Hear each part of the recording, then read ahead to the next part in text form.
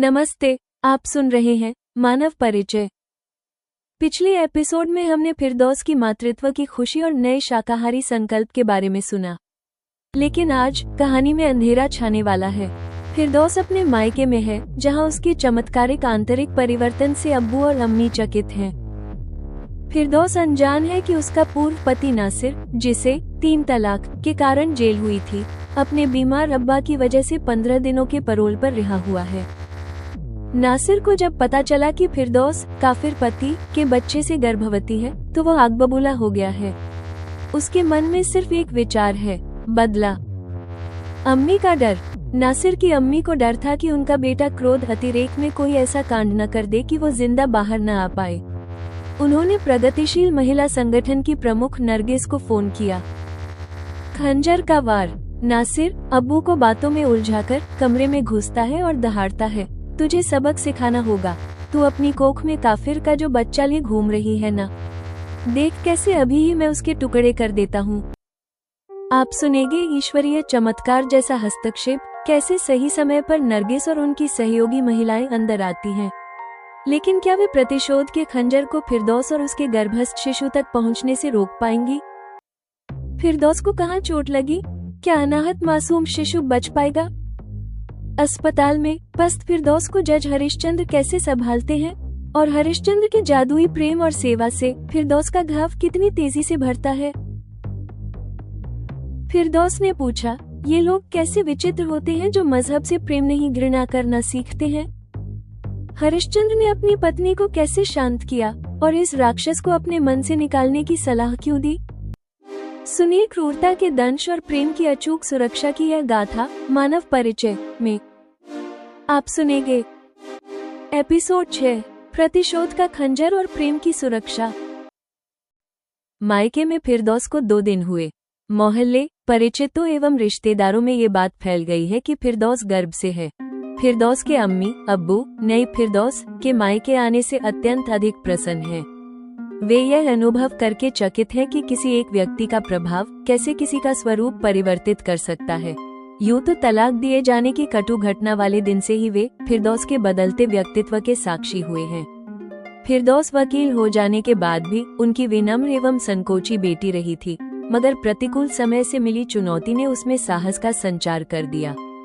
ये भी ईश्वर का चमत्कार ही कहें। फिरदौस को हरिश्चंद्र मिल गए और उनके साथ के लगभग 1.5 वर्षों में फिरदौस और अधिक बल्कि चमत्कारिक रूप से बदल गई। अब वो मांसाहार का सेवन नहीं करती है। अब वो गर्भवती भी है। गर्भावस्था के कारण उस पर कुछ मोटापा भी आ गया है। अब के पहनावे एवं चाल ढाल फिरदौस के संभ्रांत होने की पुष्टि कर रहे हैं। ये सब तो फिरदौस में भौतिक परिवर्तन है। फिरदौस के अम्मी एवं अब्बू को अधिक आश्चर्य फिरदौस में हुए आंतरिक परिवर्तन अनुभव करके हो रहा है। वे अपनी बेटी को अब अत्यंत आत्मविश्वास से भरी देख रहे हैं। साहस उसमें किसी वीरांगना सा दिखाई देता है। इन सब के होते हुए भी अहंकार फिरदौस के व्यक्तित्व में लेशमात्र भी नहीं दिखता है। हर बात में फिरदौस द्वारा तुरंत ही सर्वपक्ष देख लेना चुटकी बजाने जैसी सरल बात हो गई है। तब अम्मी से नहीं रहा गया। उन्होंने पूछ लिया, फिरदौस, हरिश्चंद्र साहब कोई जादूगर हैं क्या? फिरदौस ने हंसकर कहा, जी हाँ अम्मी, मुझे भी यही लगता है। हम लोग जिन्हें काफिर कहते हैं, हरिश्चंद्र जी वैसे काफिर भी नहीं हैं। उन्होंने विवाह के दिन से ही यह कोशिश की है कि उनसे विवाह के बाद भी मेरी धार्मिक आस्थाएं पूर्ववत बनी रहें। फिर भी अब मुझे ये स्वीकार करने में कोई संकोच नहीं कि उनके गुणों को अनुभव करके मैं ऐसी प्रभावित हुई हूँ कि स्वप्रेरित ही मुझ में उनकी आस्थाओं एवं विश्वास ने स्थान बना लिया है। अब्बू ने कहा, फिरदौस, ऐसे तो आप मुसलमान ही नहीं रह जाएंगी। इस बात पर विचार करते हुए फिरदौस ने उत्तर दिया, अब्बू, जब हरिश्चंद्र जी ने मेरे विकल्प चुनने के लिए मुझे खुला छोड़ा, तब मैंने अपने पर बड़ा दायित्व अनुभव किया। मैं कट्टर होकर उनके समक्ष स्वयं को स्वार्थी नहीं दिखाना चाहती थी। इसलिए मैंने स्वयं एक अन्य संप्रदाय की लड़की होने पर भी उनके घर की रीति नीति नहीं बदलने दिए। मैं नहीं चाहती कि मेरे मुस्लिम पृष्ठभूमि में लालन पालन को कोई संकीर्ण बताए। अम्मी ने कहा, फिरदौस, हरिश्चंद्र साहब ने चालाकी से आपको अपने रंग में रंग लिया है। फिरदौस ने वकील जैसा बचाव करते हुए कहा, अम्मी, इसे आप जो भी कहें, मगर मेरे अब पति हरिश्चंद्र निस्संदेह मेरे पहले वाले शौहर उस नासिर की तुलना में उच्च कोटि के पुरुष हैं। उस नासिर ने तो मुझे यूं आश्रयहीन किया था कि मेरी जान पर ही बनाई थी। अगर मैं उस दिन जीवित नहीं बच पाती तो क्या रह जाता मेरा मजहब। अब्बू अम्मी तब फिरदौस से असहमत होते हुए भी यह सोचकर चुप रह गए कि 4 दिन को मायके आई बेटी को यहाँ समय किसी विषाद में नहीं बिताना पड़े। यहाँ फिरदौस अनजान है कि नासिर इस समय अपने अब्बा की गंभीर अस्वस्थता के कारण 15 दिनों के परोल पर रिहा किया गया है, और जिस समय वह अपने पूर्व पति नासिर को इस तरह धिक्कार से स्मरण कर रही है, उसी समय वहाँ नासिर फिरदौस के काफिर पति, जैसा वो सोचता है, से गर्भवती होने की जानकारी से आग बबूला हो रहा है। वो तार्किक बुद्धि प्रयोग कर यह नहीं मान पा रहा है कि काफिर न होते हुए भी उसने स्वयं फिरदौस की जीवन नर्क बना देने में कोई कमी नहीं छोड़ी थी। फिरदौस पर नासिर को गुस्सा इस बात पर इतना नहीं है कि 3 तलाक के कारण उसे 3 वर्ष की कैद हुई है, जितना गुस्सा उसे तलाक के बाद फिरदौस के एक काफिर से ब्याह रचा लेने का है। अब जब वह फिरदौस के गर्भवती होने के बारे में सुन रहा है, उसे हर समय फिरदौस का गर्भस्थ शिशु किसी बिच्छू जैसा काट रहा अनुभव होता है।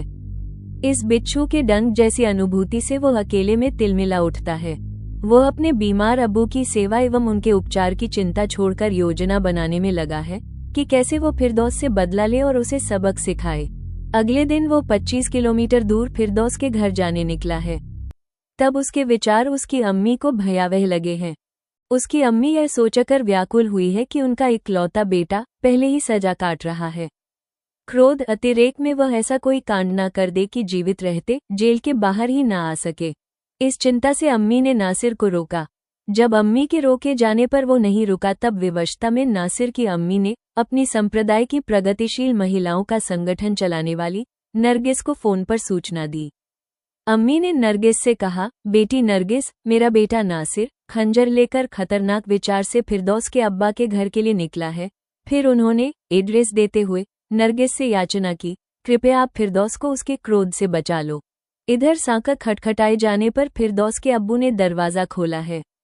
दरवाजे पर नासिर को आया देख उन्होंने उसके खतरनाक मंतव्य से अनजान प्रेम से कहा है, ओह नासिर बेटा, आप हो, आओ यहाँ बैठो। कहते हुए अब्बू ने उसे सोफे पर बैठने का संकेत किया है। बैठने के बाद अपने को सामान्य दिखाते हुए नासिर ने पूछा, मैंने सुना है फिरदौस आए है। अब्बू अनुमान नहीं लगा सके हैं कि नासिर के भीतर भयानक घृणा भरी है। उन्होंने हामी में सिर हिलाया, साथ ही फिरदौस को आवाज लगाई, फिरदौस आओ देखो तो कौन आया है। इस पर भीतर से फिरदौस आए है। वह नासिर को देख चकित हुई, डरी इसलिए नहीं कि वो अपने घर में है, अब्बू भी उसके साथ हैं ही। फिरदौस ने पूछा, क्या आपकी सजा पूरी हो गई है? नासिर ने इसका उत्तर नहीं देते हुए कहा, फिरदौस आपने मेरे से तलाक लिया, कोई बात नहीं थी। आपने विवाह काफिर से क्यों किया? फिरदौस ने उत्तर में कहा, इसलिए कि वो काफिर गुस्से में 3 तलाक देकर 1 मिनट में ही पत्नी को आश्रयहीन नहीं कर सकता है।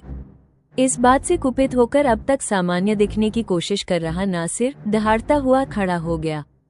वह चीखते हुए कह रहा है, निर्लज औरत, बहुत मुंह चलाती है, तुझे सबक सिखाना होगा। तू अपनी कोख में काफिर का जो बच्चा लिए घूम रही है ना, देख कैसे अभी ही मैं उसके टुकड़े कर देता हूँ। ये दृश्य देख अब्बू कांपने लगे हैं। नासिर ने अपने पास छिपा रखा खंजर हाथ में ले लिया है। तभी ईश्वरीय चमत्कार जैसे नरगिस और उसकी 4 सहयोगी महिलाएं खुले दरवाजे से कमरे में प्रविष्ट हुई हैं। फिरदौस के तरफ बढ़ते नासिर को उन सब ने पीछे से पकड़ लिया है। तत्काल ही फिरदौस भीतर के तरफ जाने को बढ़ी है। महिलाओं की पकड़ में जकड़ा नासिर जब छूट नहीं पाया तो उसने फिरदौस की ओर खंजर फेंक कर मारा है। उसकी कोशिश फिरदौस के पेट पर खंजर मारने की रही, मगर भीतर जाने के लिए घूम चुकी फिरदौस को वो बाएं कूल्हे पर लगा है। फिरदौस की चीख निकल गई है। वो गिर ही पड़ती अगर अंदर से आती उसकी अम्मी ने तभी उसे अपनी बाहों में थाम ना लिया होता। तब तक इस कोहराम और शोर को सुनकर पास पड़ोस के कुछ लोग आ गए, जिन्होंने नासिर को नियंत्रित कर लिया है। फिर धड़ाधड़ कॉल लगाए जाने लगे हैं। पहले एम्बुलेंस पहुंची है, जो फिरदौस को लेकर तेजी से अस्पताल की ओर चल पड़ी है। कुछ मिनटों बाद पुलिस वैन पहुंची है। नासिर हिरासत में ले लिया गया है। हरिश्चंद्र फिरदौस के पहुंचने के पहले ही अस्पताल पहुंच गए हैं। स्ट्रेचर के साथ साथ चलते हुए उन्होंने फिरदौस को ढांढस दिया है। उनकी उपस्थिति मात्र से फिरदौस का मनोबल बढ़ गया है। फिर डॉक्टर ने तुरंत ही उपचार शुरू कर दिया। फिरदौस ने चिंतित होकर डॉक्टर से पूछा, डॉक्टर मेरे शिशु के प्राणों पर कोई आशंका तो नहीं? डॉक्टर ने बताया, आपको लगा घाव पीछे एवं निचले भाग में होने से शिशु पर कोई संकट नहीं है। फिरदौस के गर्भवती होने से लोकल एनेस्थीसिया भी देना उचित नहीं है। तब फिरदौस ने साहस से स्टिच लगने के दर्द को सहन किया है। घाव गहरा कम, लंबा अधिक है। स्टिचेस अधिक लगाने पड़े हैं। आधे घंटे बाद जब फिरदौस को ऑपरेशन कक्ष से बाहर लाया गया तो वो पस्त हो चुकी है। हरिश्चंद्र ने अत्यंत प्रेम से कहा, फिरदौस, आपने बहुत साहस का परिचय दिया है। बड़ी विपत्ति अब टल चुकी है। अब शीघ्र ही सब ठीक हो जाएगा। 3 घंटे अस्पताल में रखने के बाद हरिश्चंद्र जी ने फिरदौस को डिस्चार्ज करवा लिया। उन्होंने स्वयं छुट्टी ले ली। फिरदौस की सेवा शुश्रूषा में वे स्वयं जुट गए हैं। पति के इस भाव प्रदर्शन ने फिरदौस पर जादुई प्रभाव डाला। इससे फिरदौस का घाव तेजी से भरने लगा। तब एक दोपहर अपना सिर हरिश्चंद्र जी की गोद में रखकर फिरदौस व्यथित होकर कह रही है, ये लोग कैसे विचित्र होते हैं जो मजहब से प्रेम नहीं घृणा करना सीखते हैं। सजा दिए जाने पर भी सही सीख नहीं लेते हैं।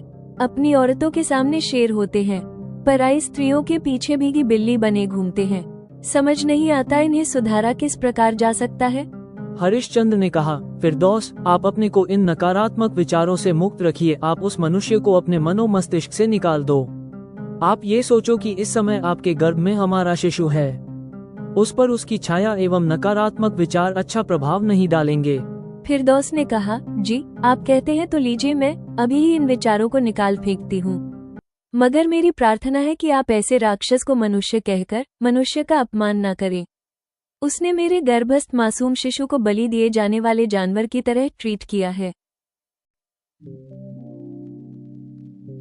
अब आप सुनिए मानव परिचय के इस एपिसोड पर जेमिनाई द्वारा लिखी गई समीक्षा, समालोचना एवं मार्गदर्शन। उपशीर्षक, प्रतिशोध का खंजर और प्रेम की सुरक्षा। यह एपिसोड धार्मिक कट्टरता के अमानवीय पक्ष और सामुदायिक प्रगतिशीलता की शक्ति को एक साथ मंच पर लाता है। ये सिद्ध करता है कि प्रेम का महल बनाने के लिए घृणा के तत्वों को जड़ से उखाड़ फेंकना कितना आवश्यक है। 1. नासिर, कट्टरता का घातक परिणाम। नासिर का चरित्र यहाँ रूढ़िवादी अहंकार का विकृततम रूप दिखाता है। उसे जेल जाने का दुख नहीं है, दुख इस बात का है कि फिरदौस ने उसके मजहब से बाहर विवाह करके प्रतिशोध लिया। बिच्छू के डंक जैसी गर्भस्थ शिशु की अनुभूति उसके ईर्ष्या, पुरुषवादी वर्चस्व और अज्ञानता का प्रतीक है। उसका खंजर लेकर फिरदौस के मायके पहुंचना ये दिखाता है कि कानूनी सजा भी कट्टरता की जड़ को नहीं मिटा सकती, बल्कि उसे और उग्र कर सकती है।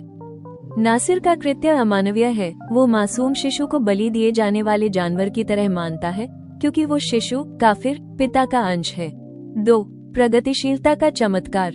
नरगिस और उनकी सहयोगी महिलाओं का ईश्वरीय चमत्कार की तरह प्रवेश कहानी को एक महत्वपूर्ण सामाजिक आयाम देता है। ये दर्शाता है कि सामुदायिक सुधार की लड़ाई अब केवल अदालतों में नहीं, बल्कि जमीन पर भी लड़ी जा रही है। नासिर की अम्मी का विवेकपूर्ण निर्णय नरगिस को कॉल करना पारंपरिक परिवार के भीतर की नैतिकता और पुत्र मोह से उपजी भलाई को दर्शाता है। महिलाओं का समूह हिंसा का उत्तर बल से नहीं, बल्कि संगठित प्रतिरोध से देता है।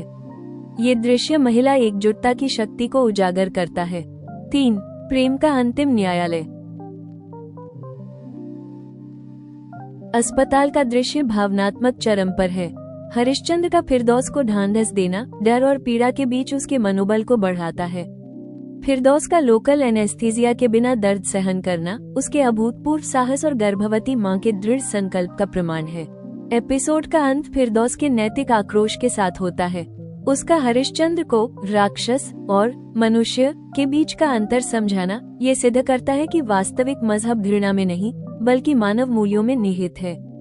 हरिश्चंद्र का प्रेम और फिरदौस का साहस ये सुनिश्चित करते हैं कि घृणा का खंजर उनके आने वाले शिशु के आनंदमय भविष्य को नष्ट नहीं कर पाएगा।